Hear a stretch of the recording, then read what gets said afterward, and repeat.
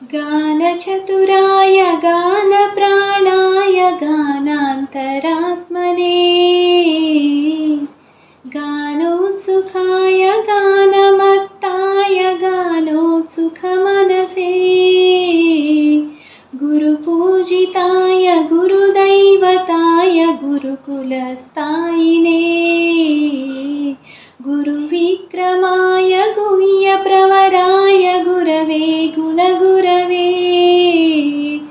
गुरुदैत्यकलक्षेत्रे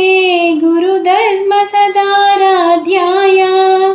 गुरुपुत्रपरित्रात्रे गुरुपाखण्डकण्डकाय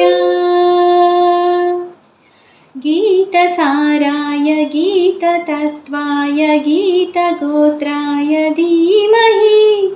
गूढगुल्फाय गन्धमत्ताय गोजयप्रदाय धीमहि गुणातीताय गुणाधीशाय गुणप्रविष्टाय धीमहि एकदन्ताय वक्रतुण्डाय गौरीतनयाय धीमहि गजेशानाय बालचन्द्राय श्रीगणेशाय धीमहि।